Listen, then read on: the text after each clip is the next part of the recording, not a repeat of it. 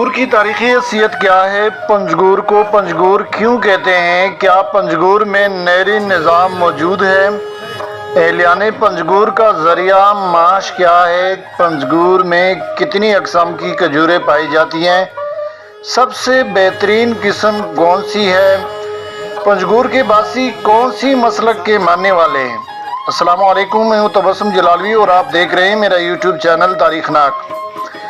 आज की तारीखनाक में आपको ज़िला पंजगूर, जो कि मकरान डिवीज़न का एक ज़िला है, इसकी तारीख बयान करके दी जाएगी।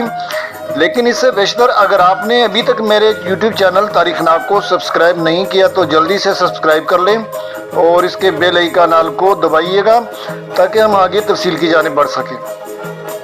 पंजगूर की लफ्ज़ी मानी 5 कब्रें हैं।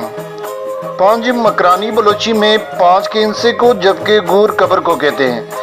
इसका वजह तस्मिया इन 5 कब्रों की वजह से है। यहाँ बुजुर्गों ने मौरखीन को बताया है कि हमारे आबा अजदाद ने इन 5 कब्रों को अरब से आए हुए असहाबा किराम की कब्रें बताई हैं, जो कि इस्लाम पे लाने के सिलसिले में यहाँ पे आए थे और यहीं पे ही दफन हो गए थे और यहीं पे इनकी कब्रें हैं। तमाम मौरखीन इन असहाब के नाम बताने से कासिर हैं और नहीं महकमा सारे कदीमा ने इन 5 कब्रों को बाद में दरियाफ्त किया था। ये कब्रें कहाँ हैं, इनकी निशानदेही भी आज तक एक मुअम्मा है। ताम कब्रें ज़रूर है, पंजगूर के मज़ाफ़ात में मौजूद है।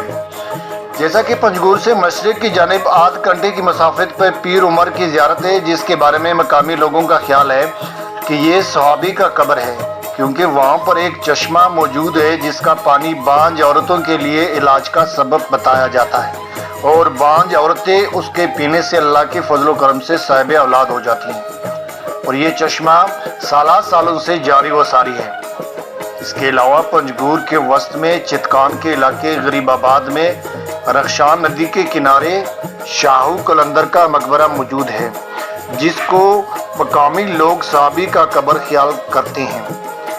इसके अलावा एक और मकाम पर खजूरों के बाग में चंद एक कब्रें हैं जिनको असहाबा किराम की कब्रें बताई जाती हैं, जिसकी वजह से इसका नाम पंजगूर यानी 5 कब्रों वाला इलाका पड़ गया था। एहलियाने पंजगूर का जरिया माश वहाँ की खजूरें और ईरान बॉर्डर से पेट्रोल और खुर्दोनोश के अशिया की स्मगलिंग है। यहाँ पर आप पाशी के लिए कोई नहरी निज़ाम मौजूद नहीं है। पंजगूर के मकीन बरसों पुराने ट्यूबवेल के निज़ाम से गुजारा चलाते हैं और अपनी ज़मीनों को इसी से सैराब करते हैं, लेकिन रफ्ता रफ्ता वो भी अब बोसीदगी की तरफ जा चुके हैं। कहा जाता है कि पंजगूर में कुल 57 अक़साम की खजूरें पाई जाती है, जिनमें से सबसे आला किस्म मोज़ाती खजूर हैं, जिसको बरामद भी किया जाता है और बाहर के मुल्कों में इसकी बड़ी मांग है। यहाँ के लोग मुसलमान और बरेलवी मसलक से ताल्लुक़ रखते हैं। इस ज़िले की पसमानगी अया हैं। सड़क, तालीम, सेहत, बिजली, पानी समेत दिगर बुनियादी सहूलत की अदम फराहमी ने एक सुनामी की शक्ल इख्तियार कर ली है। तमाम तर बुनियादी सहूलियात अवाम की दस्तरस से बाहर हो चुकी है। ज़िला में माशी मसला एक गंभीर सूरत-ए-हाल से दुचार है। किसी ज़माने में यहाँ के लोगों का ज़रिया माश ज़राअत से वाबस्ता था। ताम सदियों से कायम कार्य सिस्टम की बहाली पर काम ना होने की वजह से ज़राअत मुतासिर हुई है। तमाम कारेज़ें खुश्क हो चुकी है। कारेज़ एक ज़ेर ज़मीन अपाशी का निज़ाम है। कारेज़ों का निज़ाम दरम बरम हो चुका है, जिसकी वजह से इनकी फसलें मुतासिर हो चुकी है। दुनिया में सबसे ज़्यादा खजूर पैदा करने वाले ममालिक में मिस्र, सऊदी अरब, ईरान और मुत्तहिदा अरब अमारात के बाद मकरान बलूचिस्तान का नंबर आता है।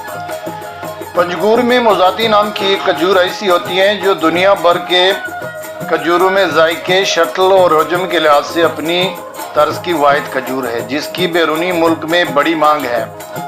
पंजगूर के अलावा कहीं भी मोज़ाती खजूर नहीं लगाई जाती, क्योंकि इनके लिए ख़ास टेम्परेचर और हवा में नमी का तनासब दरकार होता है, जिसके लिए इस किस्म का मौसम सिर्फ पंजगूर ही में दस्तयाब है। पंजगूर में ज़राअत मुतासिर होने की वजह से आप लोगों का ज़रिया माश ईरान बॉर्डर से मुंसलिक हुआ है।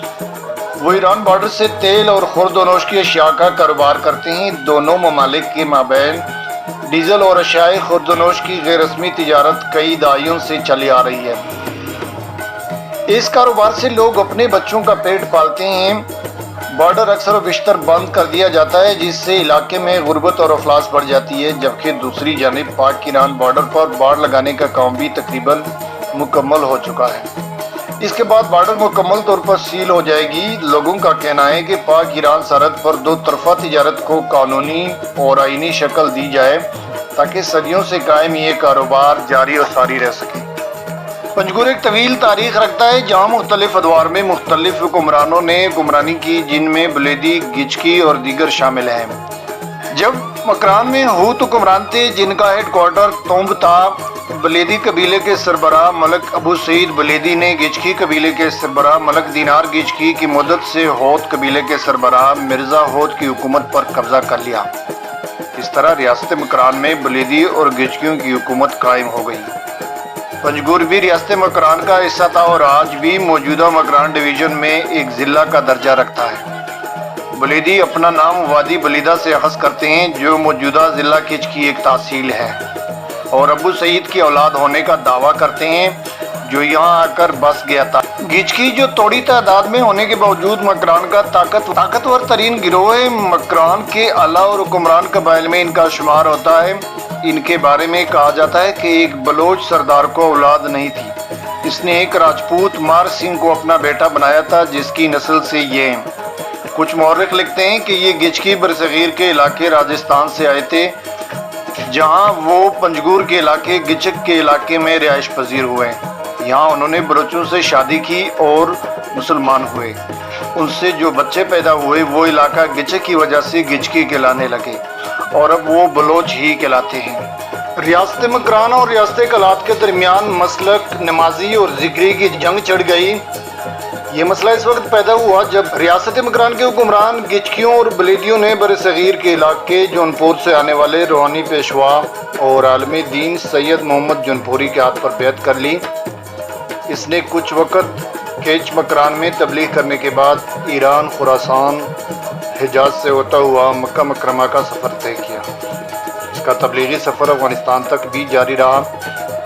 کلات کے والی نوری نصیر خان نے ریاست مکران پر حملہ کر دیا۔ انہوں نے مکران پر 3 مرتبہ حملہ کیا، 2 مرتبہ وہ ناکام ہوئے، مگر تیسری مرتبہ انہوں نے مکران کے والی ملک دینار گچکی کو ایک بڑے مارکے میں ہتھیار پھینکنے پر مجبور کرنے کی کوشش کی، تاہم ملک دینار گچکی نے ہتھیار نہیں پھینکے اور لڑتے ہوئے جان دے دی۔ یوں پنجگور سمیت پورے مکران میں گچکیوں کی حکومت ختم ہو گئی۔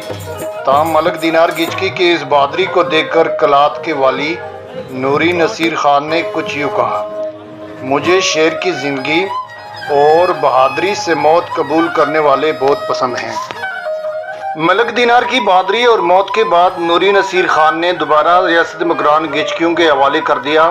انہوں نے ملک دینار گچکی کے بیٹے شیخ قاسم کو مکران کا والی، جبکہ کچ کی سرداری سنگور قبیلے کے سربراہ میر قہر سنگور اول کو مقرر کر دیا، جبکہ ہوت قبیلے کے سربراہ کو دوبارہ تومب کا چیف اور بلیدہ واپس کر دیا۔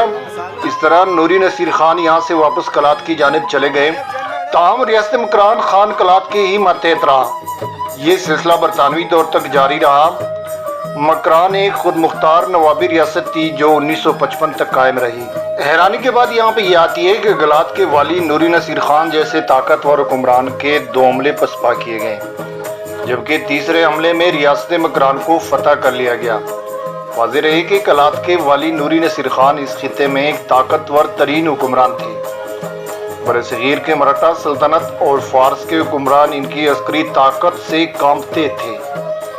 نوری نصیر خان نے درانی سلطنت کے بانی احمد شاہ ابدالی کی سلطنت کو توسیع دینے میں اہم کردار ادا کیا تھا۔ نوری نصیر خان نے پانی پت کی جنگ جیت لی۔ انہوں نے فارس کے حکمرانوں سے احمد شاہ ابدالی کی جنگ لڑی اور ہرات جنگ میں بھی فتح حاصل کی، اور اس جنگ کے بعد احمد شاہ نے بلوچوں کو شالکوٹ تحفے میں دے دیا۔ شالکوٹ موجودہ کوئٹہ کا قدیم نام ہے۔ کاش ہمارے موجودہ حکمرانوں کو بلوچوں کی تاریخ سے ان کی عسکری طاقت کا اندازہ ہوتا، اور اس تاریخی پس منظر کے تناظر میں بلوچستان کی موجودہ صورتحال کے پیش نظر پالیسی مرتب کرنے کی ضرورت ہے، کیونکہ بلوچستان کا مسئلہ بندوق کے نوک سے حل نہیں ہو سکتا۔ بلکہ یہ ایک سیاسی، آئینی، قانونی اور انتظامی مسئلہ ہے۔ ان بنیادوں پر موجودہ بلوچستان کے مسائل کا حل ڈھونڈا جائے، وگرنہ میر نوری نصیر خان، ملک ابو سعید بلیدی، ملک دینار گچکی اور میر آزار ہود کی اولادوں سے جنگ لڑنا نہ صرف مشکل ہے بلکہ ناممکن بھی ہے۔ بلوچستان کے ضلع پنجگور کا شاہو قلندر مزار کنڈرات میں تبدیل ہوتا دکھائی دیتا ہے، لیکن آج بھی مقبرہ کی زیارت کرنے والے کہتے ہیں کہ انہیں یہاں جو سکون ملتا ہے وہ کئی اور گھر پہ نہیں ملتا۔ روایت کے مطابق صدیوں سے موجود مقبرہ کو شاہو قلندر کے نام سے جانا جاتا ہے، لیکن تاریخ میں اس کے بارے میں زیادہ مستند معلومات نہیں ملتی۔ بعض مقامی اس گنبد کو کسی صحابی کا مزار قرار دیتے ہیں اور بعض اسے قدیم زمانے کے معروف صوفی بزرگ شاہو کے نام سے منسوب کرتے ہیں۔ پنجگور کے وسط میں چتکان کے علاقے غریب آباد میں رخشان ندی کے کنارے اس گنبد کا طرز تعمیر اور اس میں استعمال ہونے والا پتھر بھی خاص اہمیت رکھتا ہے، لیکن گزشتہ کئی سالوں سے یہ مقبرہ عدم توجہی کا شکار ہے اور اس کی تعمیر میں استعمال ہونے والی اینٹیں اور پتھر آہستہ آہستہ دیوار سے گرنا شروع ہو گئی ہیں۔ اس مقبرہ نما گنبد کے بارے میں علاقے کے ایک 95 سالہ بزرگ محمد شریف نے بتایا کہ 100 سال سے میں چشمدید گواہ ہوں کہ یہ مقبرہ اسی حالت میں موجود ہے۔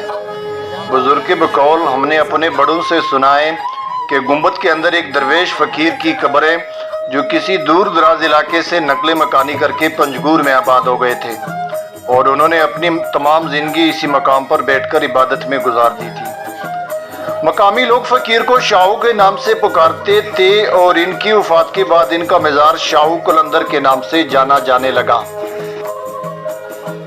یہ تھی ہماری آج کی تاریخی ڈاکومنٹری جو کہ پنجگور کے بارے میں تھی۔ اگلی ولاگ تک ہماری تاریخ ناک کچھ لمحے کے لیے سستا آئے گی، جبکہ زندگی کی شرط پر ایک اور تاریخی ولاگ جو کہ نوری نصیر خان کے حالات زندگی، جنگی جنون، بہادری اور طرز حکمرانی کے بارے میں ہوگی۔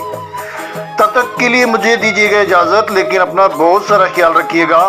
ہاں، اگر فرصت ملے تو چینل کو ضرور سبسکرائب کیجیے گا اور ساتھ ہی سبسکرائب بٹن کے پڑوسن بیل آئیکن کو بھی پریس کرتے جانا تاکہ اگلی ویڈیوز کے لیے آپ کو باخبر کیا جا سکے۔ چلتا ہوں، فی امان اللہ۔